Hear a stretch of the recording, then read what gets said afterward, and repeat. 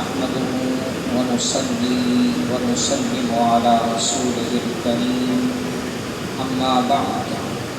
فأعوذ بالله من الشيطان الرجيم بسم الله الرحمن الرحيم يا أيها الذين آمنوا أوفوا بالعقود أحلت لكم بهيمة الأنعام إلا ما يتلى عليكم غير محل الصيد وأنتم حرم إن الله يحكم ما يريد آمنت بالله صدق الله ومولانا العظيم وصدق رسوله النبي الكريم الرؤوف الرحيم الحمد لله بفضله تعالی بابرکت مہینہ اور بابرکت دن پیر کا دن اور تیسری لحاظ سے 9/10/2023 کو آج ہم سورہ المائدہ کا ابتدا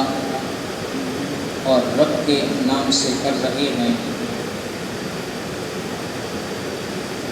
تقریباً ایک پارے کی یہ صورت ہے، چھٹے پارے سے شروع ہوتی ہے، 7ویں پارے میں جا کر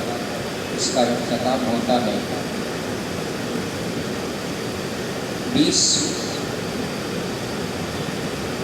120 آیات پر یہ مشتمل ہے، 16 رکوع اور 12,464 اس کے حروف ہیں، اور یہ مدنی سورتوں میں سے ایک سورت ہے، اور کچھ آیات ایسی بھی ہیں جن کا نزول مکہ المکرمہ میں ہوا، اور ان میں ایک بڑی آیات مبارکہ۔ قرآن کریم کی ہر ایک آیات بابرکت ہے، لیکن یہ آیات مبارکہ جو 9 ذی الحج 10 ہجری کو رحمت دو عالم صلی اللہ تعالی علیہ وسلم پر نازل ہوئی، وہ آپ میدان عرفات میں تھے، 9 ذی الحج کی۔ الیوم اکملت لکم دینکم واتممت علیکم نعمتی ورضیت لکم الاسلام دینا۔ اس کی جہاں برکتیں فضیلتیں ہیں، ان میں سے ایک یہ بھی ہے کہ سیدنا فاروق اعظم رضی اللہ تعالی عنہ کے پاس ایک وفد آتا ہے، اور وہ یہ کہتا ہے کہ اگر یہ آیات جو آپ کو ملی ہے، اور ہمیں یہ ایک آیات اگر مل جاتی، الیوم اکملت لکم، یعنی تورات انجیل کے وہ حافظ تھے، اور کہا کہ اگر ایک آیات ہمیں یہ مل جاتی تو ہمارے لیے کافی تھا۔ اللہ اکبر، قرآن کریم کا یہ شان۔ پھر اس سورہ مبارکہ میں تورات کا ذکر، انجیل کا ذکر، اور زبور کا ذکر، قرآن کریم کا ذکر، اور جس طرح قرآن کریم قد جاءکم من اللہ نور و کتاب مبین، اس آیات مبارکہ جو سورۃ المائدہ کا حصہ ہے، اور اس میں تورات کا بھی اسی طرح کا ذکر ہے، فیہ ھدی و نور وآتیناہ التوراۃ والانجیل، یعنی ان کتابوں کو بھی نور فرمایا گیا ہے کہ جو آسمانی کتابیں ہیں، لیکن ان میں جو بابرکت اور معتبر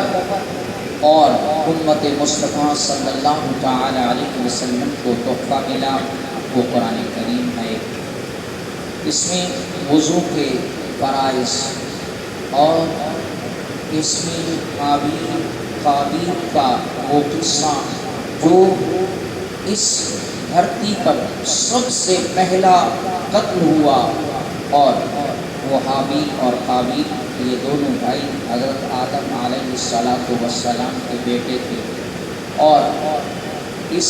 سورہ مبارکہ میں ان کا بھی ذکر اور خود مائدہ کا بھی ذکر، اور یہ سورہ مبارکہ المائدہ کے نام سے ہے، اور المائدہ اس دسترخوان کو کہتے ہیں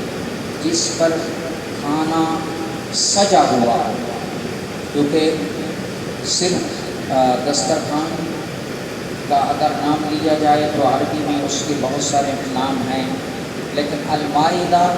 اسے کہتے ہیں جس دسترخوان پہ کھانا سجا دیا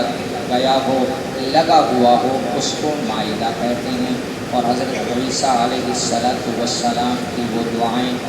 اس سورہ مبارکہ میں زندگی رہی تو انشاءاللہ ضرور آئیں گی، اور اس وقت ہم اس کا ذکر کریں گے۔ آج ہم نے پہلی آیات اور صرف ایک آیات پڑھی ہے، تاکہ کہ جو سورت کا شان نزول کچھ آپ کی خدمت میں نے کہا عرض کر دوں۔ اور ذکر سب سے پہلے جو ہوا ایمان والوں کا ہوا، یا ایھا الذین آمنوا، اے ایمان والوں۔ ورنہ قرآن کریم کا اصول دستور رب ذوالجلال کا فرمان اور بھی ہے، وہ جس طرح سے اپنی مخلوق کو پکارے وہ پکار سکتا ہے، کیونکہ وہ مالک کل خالق کل ہے۔ یا ایھا الناس کا ذکر بھی فرما سکتا ہے، لیکن یہاں ایمان والوں کی بات کی کہ یا ایھا الذین آمنوا، اے ایمان والوں، اوفوا بالعقود، اپنے وعدوں کو پورا کیا، کیونکہ مومن مسلمان پر ہی شرائط ہے۔ کافر تو کافر ہے، وہ وعدہ کرے نبھائے نہ نبھائے، پورا کرے نہ کرے، اس سے کوئی سروکار نہیں۔ اصل جو پیغام ہے وہ ایمان والوں کے لیے ہے